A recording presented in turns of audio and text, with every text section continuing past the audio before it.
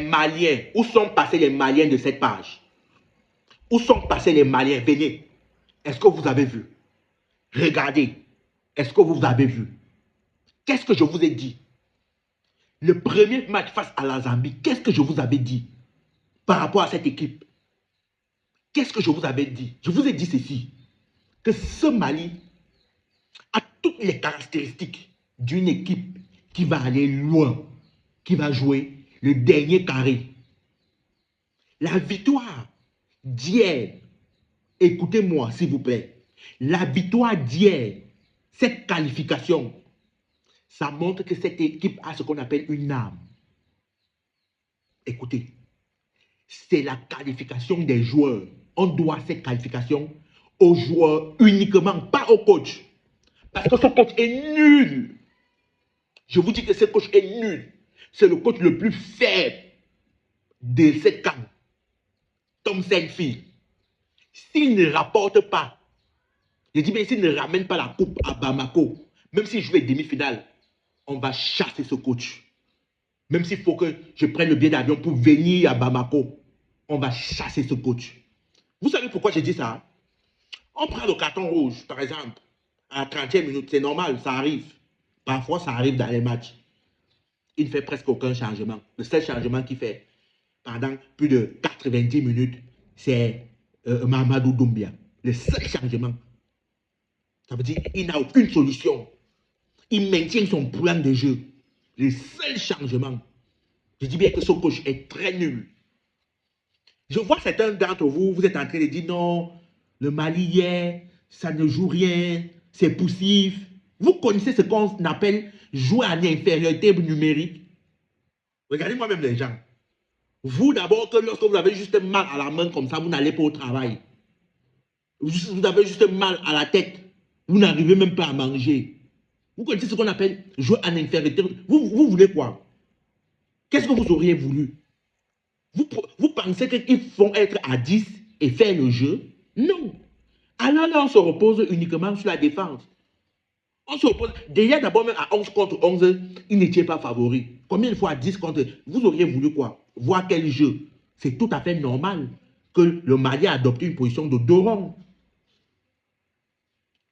Il faut souligner le fait d'être mené 1-0 à la 85e minute et de marquer au temps additionnel, mettre 1-1. C'est prodigieux. Il faut avoir un mental d'aller chercher ce penalty. Je dis, il faut avoir le mental d'aller chercher ce penalty. Ils l'ont fait. Vous étiez combien de personnes à penser déjà, dès la 30e minute, que ce match est cuit après le carton rouge? 99%. Imaginez alors, lorsqu'ils ont encaissé à 85e minute, vous étiez combien? Disons-nous la vérité. 99,99%. Rares sont les vrais fans inconditionnels comme moi, parce que je suis le 0,1% qui pensaient que l'exploit est possible. Et ils l'ont fait. Grosse force à cette équipe malienne pour cette qualification. Parlons au quart de finale. On va revenir d'ici là la semaine pour parler le quart de finale face au Sénégal. Vous n'aimez pas la balle, vous ne voyez pas le football sénégalais plus que moi, de 1. Vous ne suivez pas l'équipe malienne plus que moi, de 2. Mais maintenant, dans un état critique, c'est-à-dire, tout en sachant, en connaissant les deux équipes, ça va être un quart de finale monstrueux. Parce que là, je vois tout le monde, vous êtes tous d'accord, vous êtes tous unanimes. Ah non, ils ne vont pas faire le poids face au Sénégal. Le Sénégal est déjà qualifié. Rêvez. Il faut bien rêver. Ça ne va pas être un match comme vous pensez. Vous allez vous réveiller très tôt avant de faire ce genre d'analyse. Je dis bien que vous allez vous réveiller très tôt pour faire ce genre d'analyse. Ça va être le match le plus difficile de toute la compétition du Sénégal. Ce match face au Mali. Premièrement, psychologiquement. Si ce Mali est bien encadré psychologiquement, c'est-à-dire il y a des professionnels autour de cette équipe, après cette qualification, si moi j'étais un professionnel, ou bien moi j'avais l'opportunité de côtoyer cette équipe, après la qualification d'hier, j'aurais pris la parole, j'aurais dit aux gars, vous savez où on sort? On sort de l'abîme de l'enfer. alors si rien ne peut plus nous arriver. C'est un peu le même schéma qui s'est produit avec la Côte d'Ivoire en 2013, en 2023 chez eux. C'est-à-dire, combien de fois on a compté l'équipe ivoirienne éliminée, combien de fois. Mais à un moment, lorsque la Côte d'Ivoire finit par quitter la phase de poule, c'est-à-dire le dernier match que le Maroc pas perdre, ou bien si le Maroc pas gagné, et si c'est l'Afrique du Sud, lorsqu'ils se sont qualifiés, je me rappelle bien, j'ai dit à un ami à moi ce jour, cette équipe ivoirienne va prendre la coupe.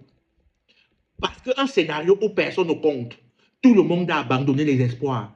Lorsque tu sors de là, tu deviens plus dangereux. Et c'est ce que l'équipe malienne actuellement.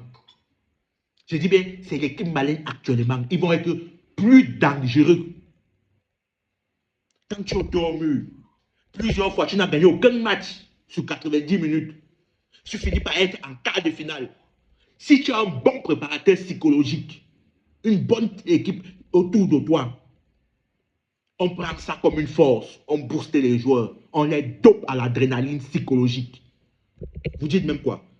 Je dis bien, on va avoir l'opportunité, la semaine qui vient, de faire réellement une analyse approfondie en ce qui concerne le Mali-Sénégal. Ça ne va pas être un match simple pour le Sénégal.